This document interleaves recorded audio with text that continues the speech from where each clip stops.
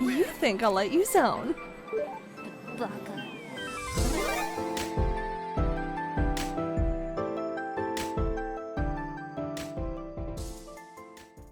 The PlayStation 1.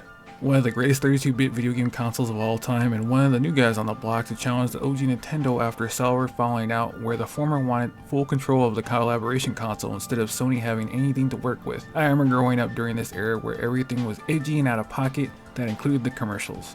But that was a part of the charm where the PlayStation 1 was dominating the landscape for the most part, from aggressive and out there commercials to their unofficial mascot Crash Bandicoot, where he rolled up on Nintendo to show them they too can cook in the 3D space, then pulling out the big guns by getting Final Fantasy to premiere on their console because of what was feasible with the console on what Squaresoft wanted to do at the time, but was gated because the carts were too expensive to make and produce in the late 90s, early 2000s. Now we know of all the popular PS1 games, but right now I'm going to go over a few that are very underrated because of superficial reasons with underrated games on the PS1.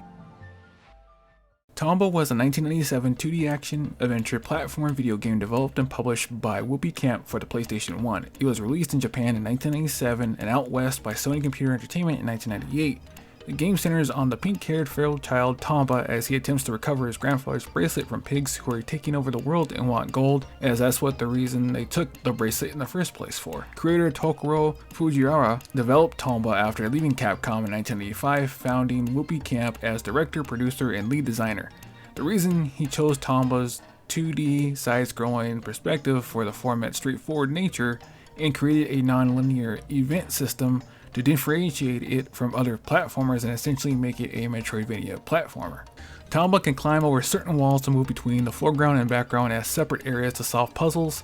Some areas allow the player to explore them in an isometric view, along with the ability to jump. Tomba can attack enemy characters by leaping on and biting into their back before tossing them in a straightforward trajectory. It didn't have much financial success, probably because kids would get frustrated to solve puzzles to progress in the story, but it did get a sequel in 2000 with Tomba 2, The Evil Spine Return, and a couple of re-releases including an enhanced port by Limited Run Games for the Switch, PS5, and PC, with the PS4 version maybe coming out. I remember playing the demo of Tomba that was like the first 30 minutes of the full game. I played it so much because of it, because it looked really cool and I love the colors. And because of it, the Jam Pack volume also having Jersey Devil, Blasto, and Tekken 3 among a lot of others, as it was the goated demo disc if you had it. But you should give it a try, be it the PS1 version where most phones and PCs can emulate the PS1, or get the enhanced version on current platforms because it's really fun if you like solving puzzles on where to go next to get Tomba's bracelet back.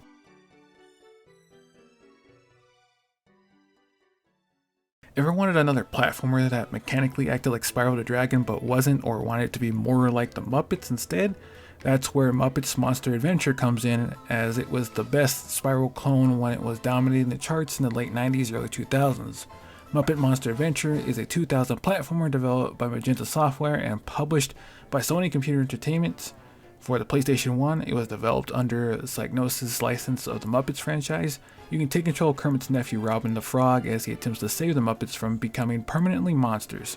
This has the charm and jokes of the Muppets IP that kids and adults can laugh at. The controls for the time are pretty good, but in a modern lens are pretty clunky. Robin wanted to go on an actual vacation, not to be going to a will reading by a weird relative in Transylvania. The game is cool as Robin will have a couple of objectives to complete in each level to complete, from mini games to collecting Muppet tokens so that he can use abilities like Nosferatu's amulet grants Robin the power to glide, the Waka Waka Werebears enables him to climb stuff, the Muck Monster allows him to dive and swim underwater, the Curb Monster permits him to push and pull large blocks, and the amulet bearing the ghoul friend of Curb Monster gives him the ability to perform a door-smashing karate chop on various things, including doors. Though the only thing bad about this is most of Robin's powers are gotten in the first level instead of having some progression for the character. Muppet Monster Adventure is at its base a collectathon, so you will be collecting a lot of items to progress, like getting enough evil energy to unlock levels, but to unlock the bosses themselves, you need to collect monster tokens in each level, meaning you have to complete most objectives to actually progress in the story. Although many reviewers at the time praised the game for a fun and funny time, they docked it for being repetitive because of the soundtrack, which was bad in some places. But in other instances, it was fun, but the gameplay was something everyone has seen before and done better there.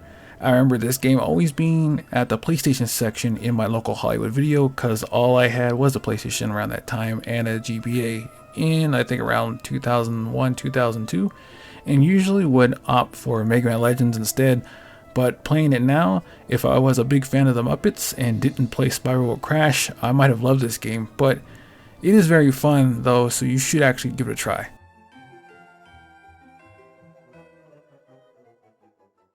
Jade Cocoon, Story of the Tamayu. The subtitle itself means the story of the Jade Cocoon, so the title itself, well the full title anyway, is Jade Cocoon, the Story of the Jade Cocoon. It's an RPG developed by Genki that was an exclusive for the PlayStation 1 at the time. The game combines elements of RPGs and virtual pet/monster management. It was developed by Genki in collaboration with Katsuya Kondo, who was a character designer for the Studio Ghibli movies Kiki's Delivery Service and Ocean Waves, which from the animation FMV would fool you into thinking it might be a Studio Ghibli film itself. Jade Cocoon is a story of Levant, a young man who lives in the town of Cyrus. The player guides him on his quest to follow in his dead father's footsteps in becoming a cocoon master. To do this, he must marry a Nagi woman who is a girl named Mabu, voiced by Michelle Ralph. Yes, you get married to Rukia from Bleach and Jill Valentine from Resident Evil. On the day of a large festival in Cyrus, the village is attacked by demons known as the Onibubu, which caused many villagers to fall into a deep slumber. Elderly Garai repels the Onibubu using Nagi magic before their curse affects everyone. After a shotgun wedding, Levant is given the title of Cocoon Master and leaves to explore the surrounding forest to find a rare herb rumored to be able to lift the curse that was caused by the locust monsters from the forest, the Onibubu.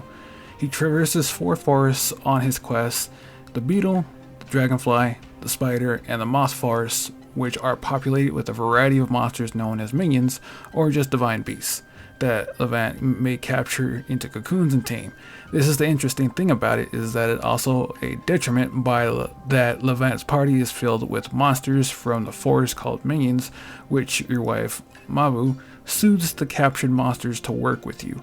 The battles are usually 1v1 or 1v multiples in a rock paper scissors elemental type attacks like fire, water, wind. You can also combine monsters together to make stronger monsters, which also invites you to accidentally create horrible looking ones when the new one is shown. One of the negatives is that you as the main character can fight, but you don't do much damage, and you would need to switch out to a minion to start doing some major damage to the opposing monsters.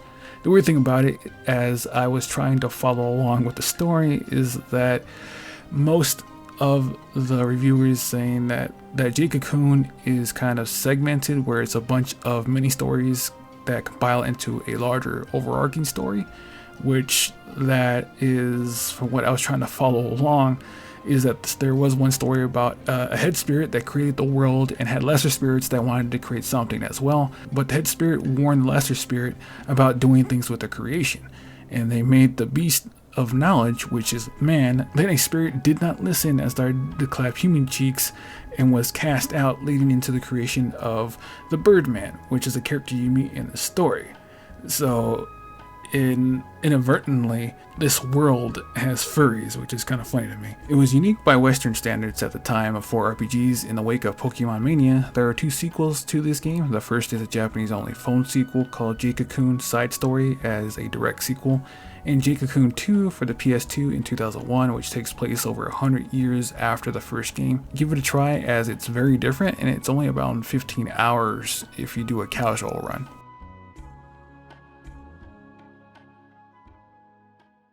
Future Cop LAPD is a third-person shooter that was developed by EA Redwood Shores and published by Electronic Arts and released for the first time on PlayStation.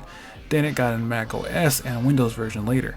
Future Cop was originally developed as an installment to the Strike series, a series of shoot-'em-up video games that started in 1992 with Desert Strike and ended in Nuclear Strike in 1997. In this game, you assume the role of a pilot for the X1 Alpha, a mech designed to fight in the crime war in Los Angeles in the year of 2098. The X1 Alpha can transform between a fast hovering pursuit vehicle and a slower, fully fledged combat mecha. There are 2 modes to play, and they are Crime War, which is the story mode that follows the day in the life of LAPD pilot fighting crime in Griffith Park, Venice Beach, LAX, and Long Beach. Precinct Assault is an arena battle mode in which each player starts with a single base and can capture automated turrets or outposts across the map. Most view this mode as an early form of the MOBA genre that you can help your armies capture bases. In the PC version, they allowed for multiplayer, but unfortunately you only have 2 options. For the console version, a second friend or against the computer. Although it seems like it's a really fun game, it doesn't offer much unless you love shoot 'em ups from a top-down perspective. Give it a try if it piques your interest.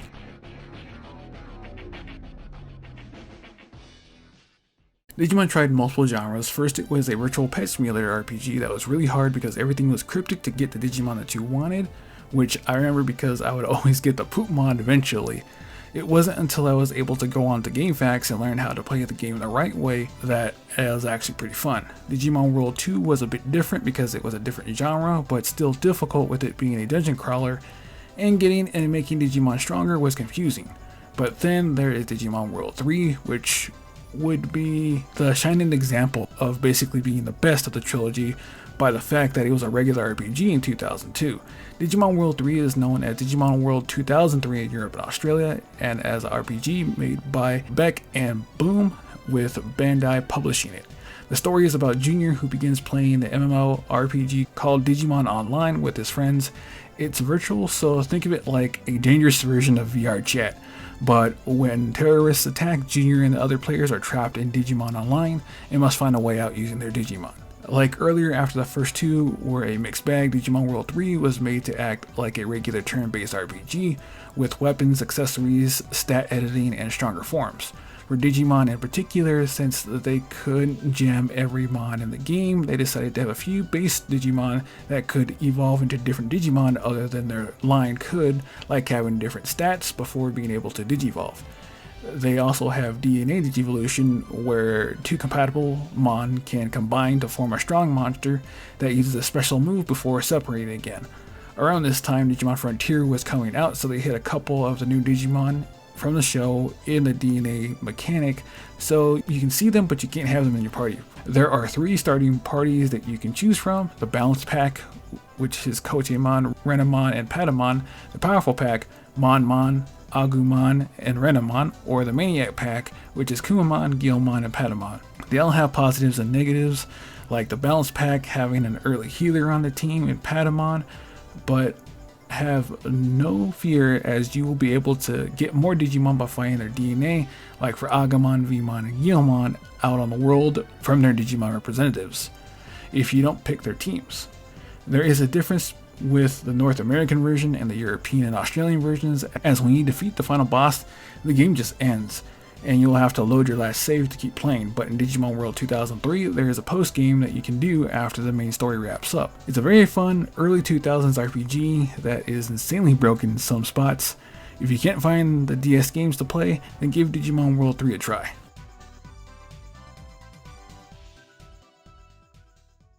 Megaman Legends is a 1997 action-adventure RPG released by Capcom. It is the first game in the Megaman Legends subseries of Mega Man games from Capcom, and the second major 3D polygonal Mega Man title in the franchise. It was released for the PlayStation in 1997 in Japan and in 1998 in North America. A Nintendo 64 port was released in 2000 with the same title, but it was renamed to Mega Man 64 for the North American release in 2001 because it was on a Nintendo 64, and every game had to have 64 on it for some reason. It was also ported to Windows in 2001 and to the PlayStation Portable in 2005. That version was Japan exclusive though. The only release of a port to the US was in 2015 on the North American PlayStation Network store. I really liked the game because of the aesthetic and the cel-shaded art style, which lured me in when I was looking for a game to rent when my dad and mom wanted to have a movie night with pizza. The Legends series is set on a flooded Earth far into the future at the end of the Mega Man timeline, where only a few scattered islands remain and energy sources are scarce. To meet the growing demand for energy to power machinery, people rely on refractors found in ancient ruins for power. The shards of these refractors are used as currency as well for some reason. The ultimate goal for most people is to find the Mother Lode, a legendary item of infinite power that could solve the energy crisis once and for all. Those who explore these ruins in search of refractors are known as diggers. They are assisted by spotters, who use technology to map the diggers' paths and help them avoid or defeat Reaverbots, hostile robots that guard the ruins. In this iteration, Megaman Walnut is a digger with his spotter role, going to sites to make ends meet, but runs into the Bonds, a pirate group, and what Megaman actually is. The gameplay is a little bit different from the 2D action platformer that Megaman at this time was, because it's an action RPG with you going around getting money for gear and upgrading. It also has side quests for extra stuff like money and weapons, but you can find them on your own in digs as well. I love this game so much that I rented it a lot, and mostly because I always got stuck when you had to go to the dig site to stop the Bonds. I couldn't really find a dig site, but it's to stop them from digging into the ruin to get the refractor, the first one. It took me up until I got a PS3 to actually beat the game, where there were a few funny moments to me in the game, like when you first meet Tron being chased by Paprika the dog, and Megaman saves her so she falls in love with him, trying everything to get him to join so she doesn't hurt him. The next one isn't an actual scene in the game, but there is a nighttime area on one of the islands that if you go and look at the skybox, it's a very pixelated view of the Milky Way galaxy, and for some reason it just makes me laugh a lot. If you want to play a different type of Mega Man, then try Megaman Legends, as it's very fun, but with the 3 games in the series, it became a cult classic, so it's kind of hard to find for reasonable prices. Well, more so the Misadventures of Tron Bonne and Megaman Legends 2, as the first game sold more than both of them combined by making it to the Greatest Hits collection. I think they should do it for this underrated PlayStation 1 games this time around. I may do another list or look back to whenever or whatever this is, but if there are any games you want me to see, then leave a comment below and what I should look at next. But until then, stay gold guys, and I'll see you in the next video.